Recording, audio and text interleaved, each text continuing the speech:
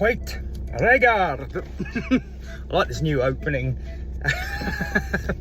I've got a few other extra bits, so I hope some of you have read the article. I'm not sure many people are even much of readers these days, but if you are, I hope you've enjoyed it and have seen the incredible amount of proof. But yeah, I mean, if you want all of it, you got to read the book. But I'm trying to kind of put as much down as possible in a simple way.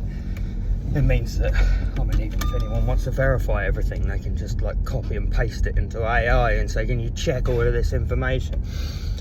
It will be able to, and it should be able to verify absolutely everything. So yeah, it's all coming along really well, but there was one specific incredible piece of evidence that I came across, because I've been stating that Ethelbald, Ethelred and Alfred the Great are Heribald, Herdred and Hæthcyn, and that was kind of one of these things where people are like, they've got this idea of Alfred in their head that isn't right. But if you go back to the original source, to Asser's, it's like a book that he wrote all on the life of Alfred the Great while he was in his court, so we knew him.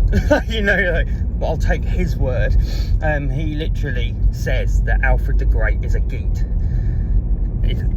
It's in his lineage. He's from that lineage. And the Geats are the people of Beowulf. So we've got this incredible link that literally states the family of Alfred the Great, our old royal family, were descendants of the Geats. Pretty important, I'd have thought, and no one seems to have like recognised that. But also, there's like loads of other stuff in there, you know. And half of it, I also often wonder, like, did he really go to Rome at 4, like with Ethelwulf, his father?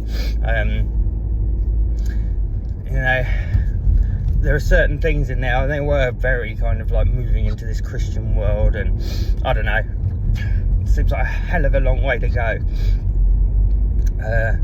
But it also kind of asserts the church's authority over kind of old, sort of more pagan-y people.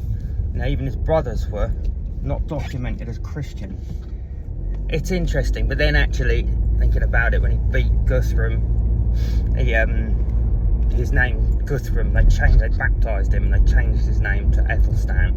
It's where this like random Ethelstans come from in their family. It's not actually related to them, but it's still in the lineages in places in their family tree. Like, who is this person? He doesn't. But anyway, that's who he is.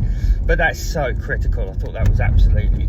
And there are other things as well. So King and Conqueror turned out to be terrible.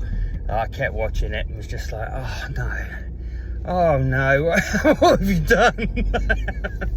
There was so much. I mean, I started thinking, like, oh, this looks visually quite appealing, and then later down the line, I was just like, oh man, like they butchered it. They butchered the story, the kind of narrative.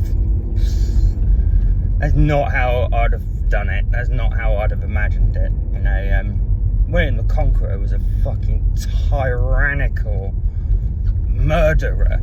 He was, I mean, like, they kind of like hinted, yeah, just go and swathe that little bit before the coast. That'll call out Harold's attention. No. It kind of ended after the battle. So, like, but actually, he ravaged, it just literally annihilated, murdered everyone in the country that he could once he arrived. He wasn't a good guy.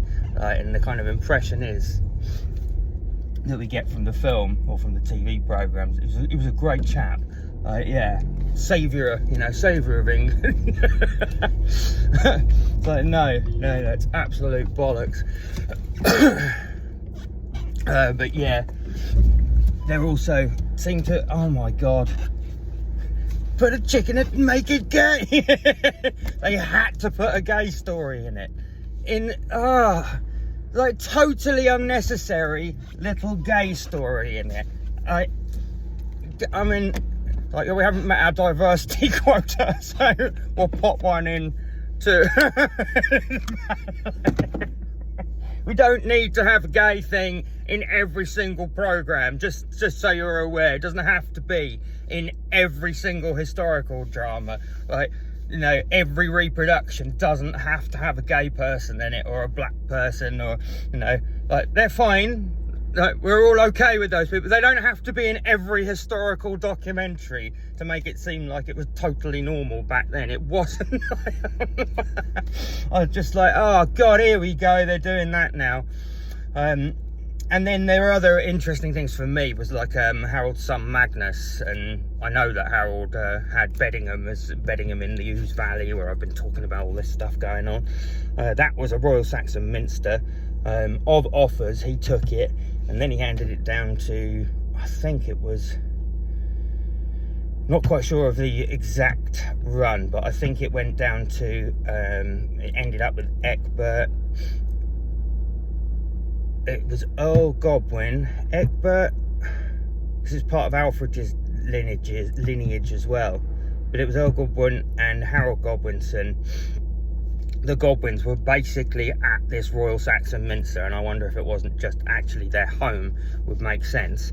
And then we find this Magnus, his son, of royal Danish lineage, locked in the St. John sub Castro, and now we've just found out that Alfred was from descended from Geats. So, you know, kind of critical information, but I'm going to pump this article out to as many people as I can. I've made a couple of little adjustments, like adding that Alfred thing in as too critical. It's like actual literal evidence, as is most of the stuff I've put out there, to be honest. But yeah, I'm quite excited about all of that now. It's like irrefutable. You can't argue it. It's but my problem is I'm going to send it off to people. I've got to be so diplomatic with how I present it to people, but, you know, and also sort of suggest, like, why don't you run this through, because you're not going to want to have to check all of these things. Why don't you just like copy and paste it and check it with AI, you know, like check any inconsistencies, whatever you want to do, but everything I've written in there is correct. So it's great, you know, like then they can verify it for themselves. But then, you know, we've got like Heather O'Donoghue, Tom Shippey, all of these other people that have been writing, and they're Professor Emeritus, they're all like, and they've all been sort of talking about it in quite an abstract, incorrect way, and they've, you know, written books on it, you know, they've spent that much time writing things about things that are kind of wrong. I don't know that they're gonna listen. I get the sense they're not going to listen, but I've got to try and pump it out. So I've got one contact in in Sussex newspaper place, so hopefully he'll take it on, hopefully, and I'm just going to thump it out into other places as well, and just see if I can not get it like peer reviewed by somebody. The article, it's a lot easier to get an article peer reviewed than it is a book, but anyway, yeah, it kind of frames my book, which is brilliant. It's like, here's all the like definites in the article, check everything, and if you want all of the fun stuff, you know, like more than what's just in this article, how it really links in, and, you know, possibilities about his burial, and where the treasure went, and, you know, possible further archaeological digs and other connections, then it's all in the book. But the article will be able to just like literally list out, because I missed out 7,000 hides of land that's gifted to Beowulf by Hygelac, Aethelwulf, when he comes back from defeating Grendel.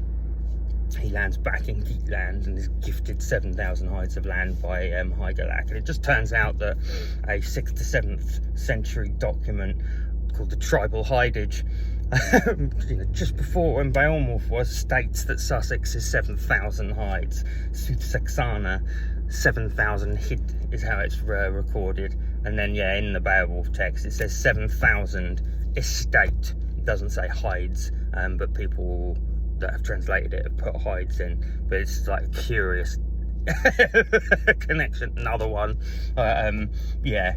So like I checked it out. There's like about 4 pieces of evidence to sort of definitively connect it to Scandinavian origins, and then there's a mine which is like 50 connecting it to Sussex, including, you know, utterly critical stuff that can't be ignored.